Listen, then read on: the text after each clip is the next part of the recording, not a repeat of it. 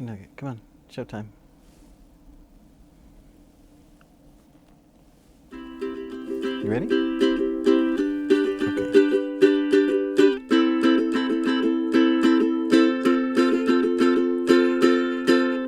Hi everyone, Ford here from Son of a Stitch, and welcome to another episode of Son of a Stitch Tube.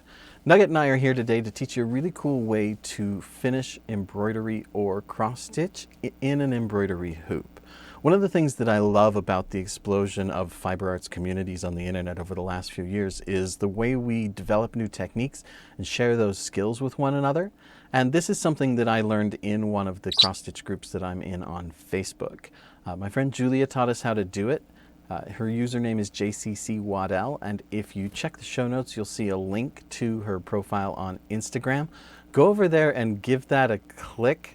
Follow her to show her appreciation for teaching us how to do this. Now, I've used a number of different methods for finishing cross stitch and embroidery in the hoop over the years. With this project, I used a method where I cut a piece of the same Aida that I used for the project, and I glued the edges of my stitching down so I have a nice clean finish on the back. With this one, I cut a piece of felt and then I blanket stitched that to the edges of my project after trimming it down. It gives a really nice look.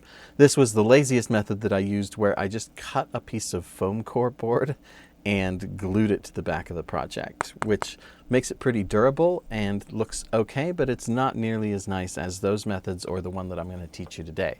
So what Julia did is she took a classic method of lacing the back of a project to pull it tight in the hoop or the frame, and she added a symmetrical and repeating aspect to it in order to create kind of a string art effect. So this is a project that I finished recently using that method, and you can see that because we've done our lacing in a symmetrical and repeating way, we've got this kind of spirograph string art looking thing, and it's really, really cool and makes a nice presentation. The other really interesting thing about having done it this way is that once you finish the project like that, and this is another one that I did recently. In fact, this is the first one, which is why it's just a little wonky on the back. But once you finish the project like that, you no longer need the outer hoop of the embroidery hoop. So you can take that off and you can hang it up just like this, which is so clean and minimal and beautiful, which was perfect, obviously, for the Endless Knot project that I did. But it just adds a really unparalleled, beautiful gallery finish to that project. So I'm going to teach you how to do that on this pattern right here. This pattern was one that I released as part of my Fanuary project. My fans picked prompts for me and then I made patterns for them. And thanks to the support of my extremely generous patrons, who, if you really like what I do, you should go become one, like all of these beautiful folks did, I was able to release all of those patterns for free throughout the month. They're all now patron rewards and available only to patrons. So again, another good reason to go sign up if you aren't already. But let's switch to the overhead view and I will show you how to do the string art finish on this project. Grab one of your hoops and follow along with me if you want, or just watch it. It's surprisingly simple once you get a few tips and tricks.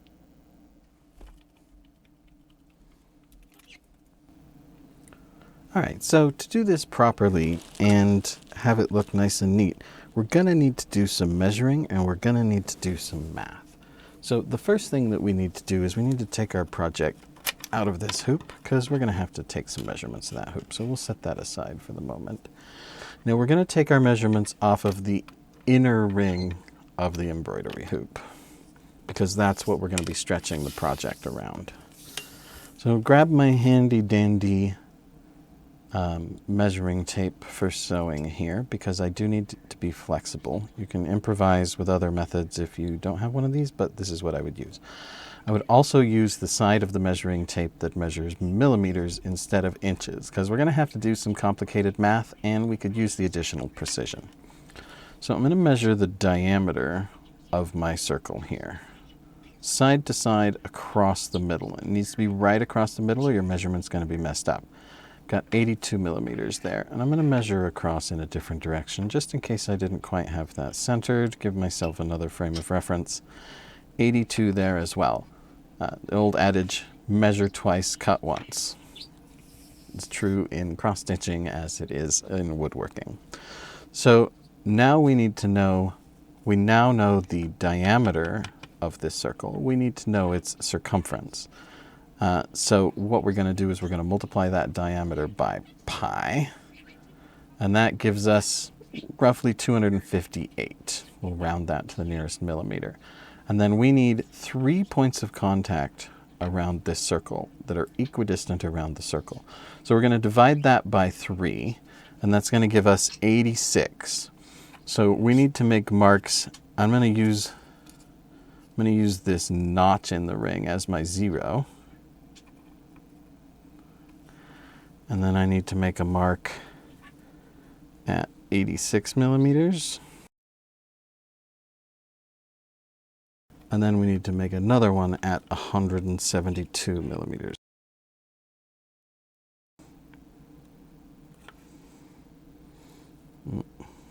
Off by just a shade there. We'll do a second one. All right. So now I've got the inner ring of my embroidery hoop marked at regular intervals. 0, 86, and 172 millimeters as I go around the circumference. So those are going to be our first 3 stitches that we're going to make as we do this backing. So now we want to put this project back into the hoop. I would recommend washing and ironing it first, which I obviously haven't done here, because you're not going to be able to take it back out once it's done. So I'm going to go do that first, and then I'll pick this up. Okay, so I've got that washed and ironed, all smoothed out, and I've got it mounted in my hoop nice and tight, just like drum tightness here. And I started cutting before I realized that the camera was not recording. So sorry, I sort of skipped a step a little bit here. But you're going to want to trim your fabric down to about 1/2 inch away from the edge of the hoop. Now I know that's scary, but we don't want too much extra fabric there, because the lacing is going to pull it towards the center. And if there's too much fabric, it's going to buckle and it's not going to look cute. So trim it down to about 1/2 inch here. I'll finish this one and then we will come back together. Okay, so we've got that trimmed down here. Most of our excess fabric has been cut away. And honestly, it already looks kind of cute. Little frills on there. And I have seen people take like lace and just sew it to that and leave the frills on there. But that's not what we're doing today. So now we've got our project mounted in the hoop nice and tight. We've got our regular intervals marked as our starting points, and we've got our extra fabric trimmed. So what we're going to want to do is get some floss. Now, I went to Michael's and I bought some of their very inexpensive variegated floss. It's branded as Loops and Threads, because I didn't want to use my nice DMC floss for this. So I'm going to pick a color that coordinates with my project. I'm going to pick this two-tone red here. The reason I bought this cheapo floss is because we use a whole lot of it for this, and I didn't want to be worrying about that the whole time. So we're gonna use all 6 strands.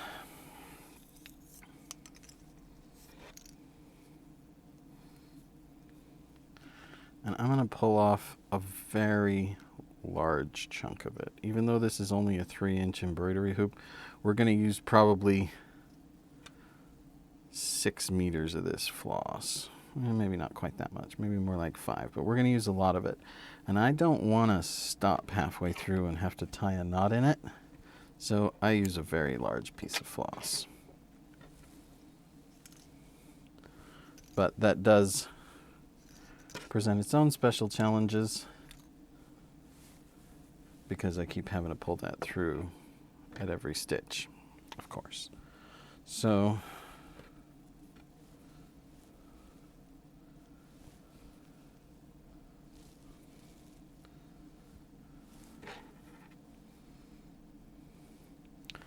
I've got that all untangled. We're going to spend a lot of time untangling. And then what we're going to want is a big, sharp needle. So we'll take our floss and get it threaded through here. So we'll have to use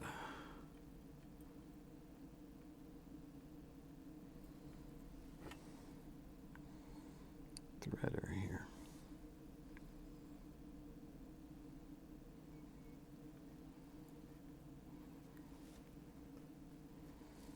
There we go. Now we're going to want to pull actually quite a bit of this thread through, because if we double it over, that'll be half as far. We'll have to pull it through the material with each stitch. So then what I'm going to do is I'm actually going to tie a pretty good sized knot here at the very end, because that'll be the easiest way for me to start this thread. So what I'm going to do is I'm going to pierce through my fabric at one of my starting points. Now, one thing that I've done a little different here is that Julia actually goes through and marks regular intervals all the way around. I'm a little more okay with eyeballing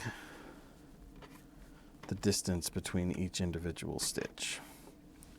So I'm going to pull my thread all the way through there, being careful to avoid getting any tangles. Now that I'm pulling it through, I'm thinking I probably cut this thread longer than I really needed to, but oh well, I'll survive. You'll just have to watch me pull it through in fast forward 100,000 times. So then our next stitch is going to go through the fabric at our next mark around the circumference.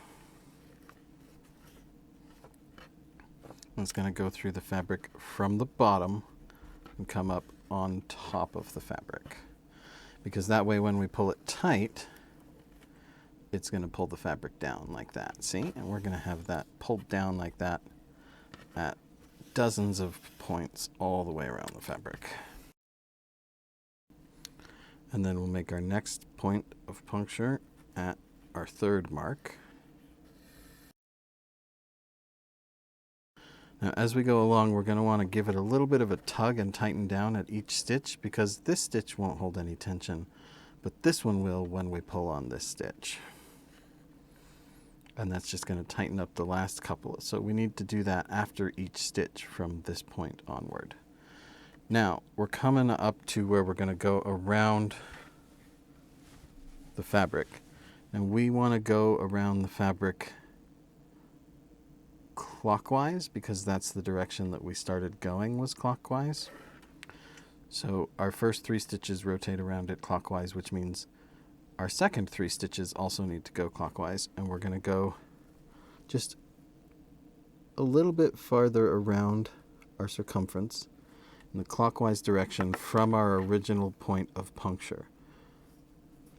We're going to take our needle and we're going to go underneath the threads that are already there and underneath the fabric. This is why we want a long needle.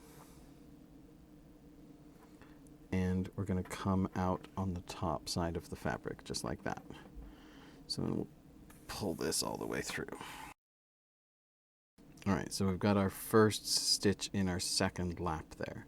So now we're starting to encounter threads that we have already stitched. You can see that this crosses the path of 2 existing threads before it gets to its point of contact with the fabric.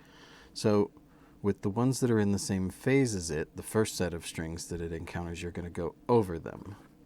And then you're going to go under the strings that are already there and under the fabric to get to your point of puncture. And again, we want to just do regular distances from the last stitch. You can measure those if you want to. You can make yourself a little paper or cardstock jig that will measure those distances for you. I know someone who has a little 2 lines 1/4 of an inch apart tattooed on their finger for measuring these kinds of things. But I just use the most accurate measuring tool available to a handyman. his eye. So we're just going to continue on in this way, making sure that we go over the first set of threads that we encounter, under the second set of threads that we encounter, and keep going, and remember to pull tight after each. And remember to keep your distances between your stitches as you come up through the fabric as regular as you can make them. This could be an ASMR video here.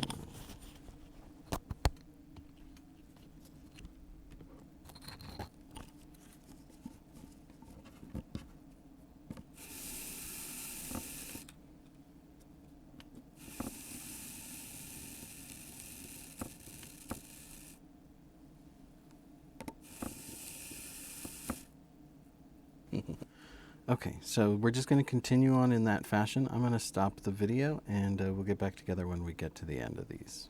Now, one note before I do that is that if you are using a bigger hoop, it's not going to be realistic to use a single piece of thread.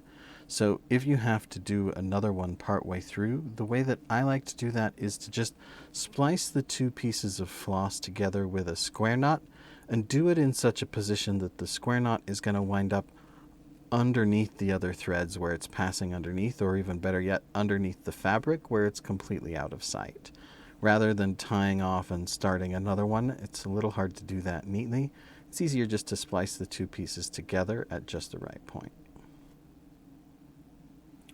All right, I'm back, and you can probably see why I recommended using a big needle, because it starts to get pretty difficult to reach underneath the stitches that you've already done to puncture through the fabric.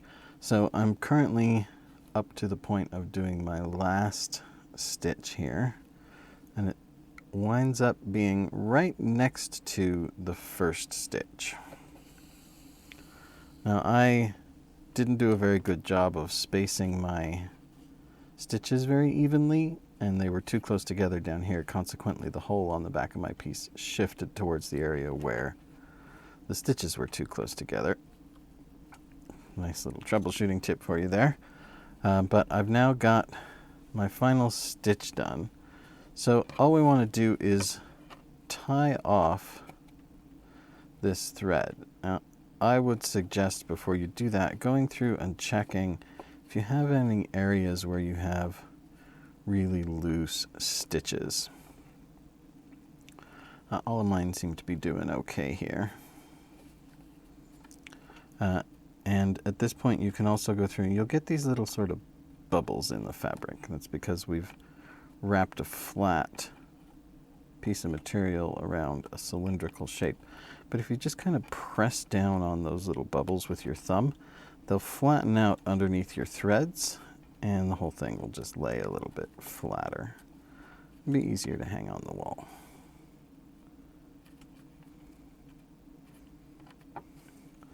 So what I'm going to do with my last stitch is I'm actually going to go ahead and run it across, because otherwise we do have a little bit of a gap. I don't know if you can see that here in our finish. So I'm going to run it over to that place where the last stitch finished, and I'm just going to sort of hide my knot underneath there.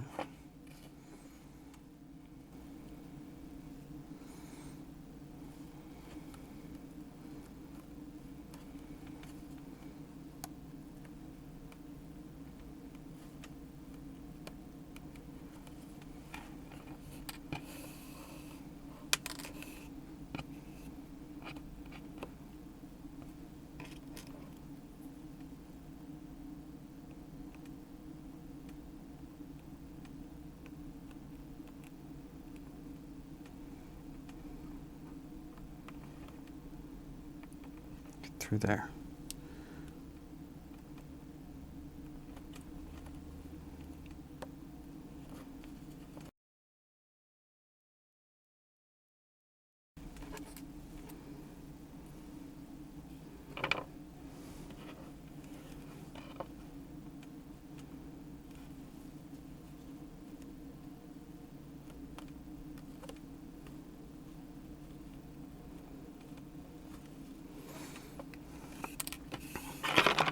Ooh.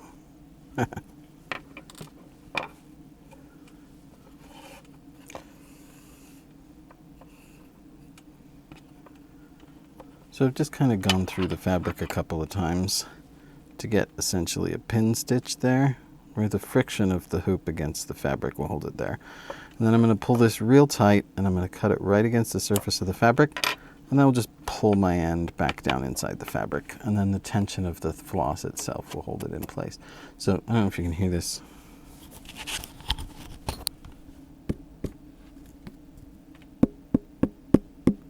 I've basically made myself a little cross-stitch drum.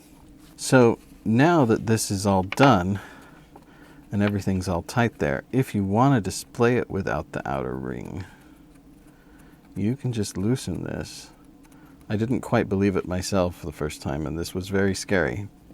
But you can just loosen this, take off that outer ring, and that will hold. Now the other reason you might want to do that is now that you've done that, you can take this outer ring and you can stain it or you can paint it, and then you can put it back on there. Because that outer ring is now decorative and you don't need it to hold the stitch in place. All right, that does it for this episode of Son of a Stitch Tube. Thank you so much for joining me. Hopefully you learned a new skill that you that you can use to create some beautiful hoop finishes of your own. If you go to sonofastitch.card.co, you can find me everywhere I live on the web, but my most important locations are my store at sonofastitch.etsy.com and my Patreon at patreon.com/sonofastitch. And again, don't forget to go to Instagram and give Julia a follow for teaching us all this beautiful technique. Thanks, and we'll see you next time. Say goodbye, Nugget. Okay, baby, I love you, but I gotta get down. Come here. Come on.